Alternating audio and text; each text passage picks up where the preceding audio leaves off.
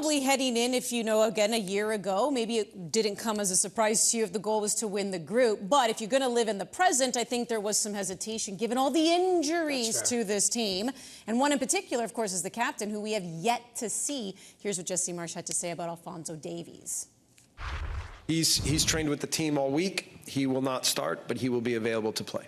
I mean, I would say that we will evaluate what we need of him in the game. I would like to get him into the match for sure, and I think that he can have a big impact both on us like physically and football-wise, but also mentally and psychologically, to have him back, our captain back, our best player back in the team. Like, I think this is a big factor. It's so much more than just what he brings on the pitch. It's what he represents to us.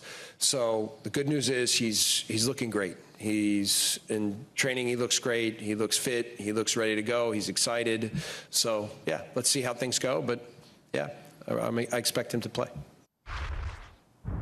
All right, so Marsh wants to give Davies some minutes tomorrow. How are you feeling about that, KJ?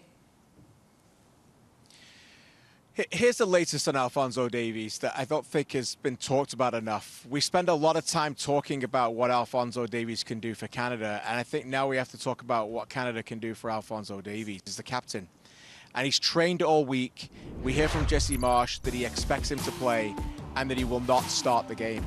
So now as a nation, we are inevitably expecting him to play in the match once the coach tells you that.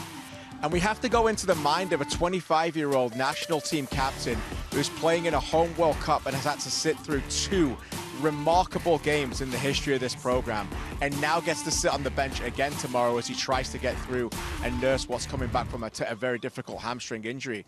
Mentally, that's a massive challenge for anybody, let alone a young man who wants to play at home and is running out of time. So this is an enormous story.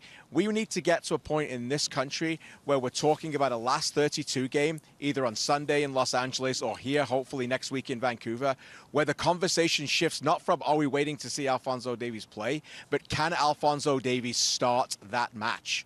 Because they're going to need him. If they're going to win a big knockout game against a big opponent at this World Cup, they're going to need Alphonso Davies. And I think that's the key next. It's been a long time. Jesse Marsh told us 2 weeks ago in Toronto, we wanted an extra 14 days to get Alphonso ready.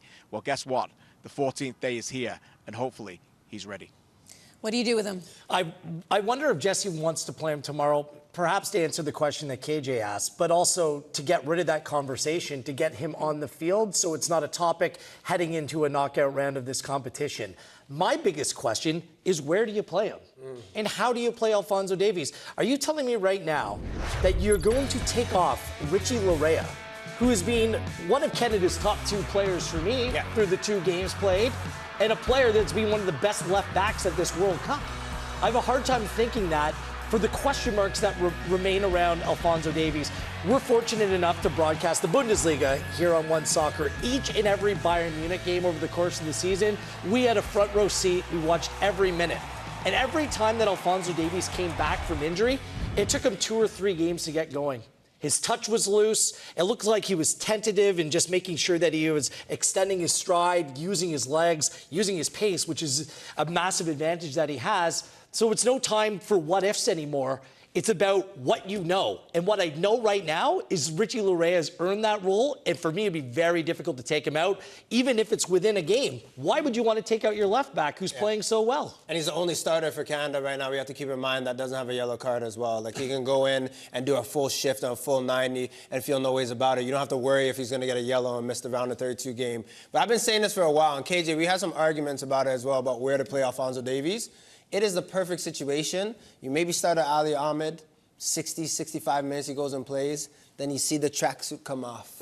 Alphonso Davies, the crowd in Vancouver, where he was brought up. Oh, I could see it now. And he goes and plays left mid, right? I'm hoping at that point, Canada is up 1-0, and maybe it can be a situation where we don't have to see Alphonso Davies going press, so they don't have to scurry to try to get a goal. But tomorrow, I've changed my mind. Tomorrow is the time to probably see him play a little 20 minutes and get blooded, get him acquainted, get the feet wet so he can go in the round of 32 and really show what he can do. Sorry, I stopped listening when you said Richie Laryea and no yellow card. I thought I was in an alternate universe. He's a good boy this World Cup.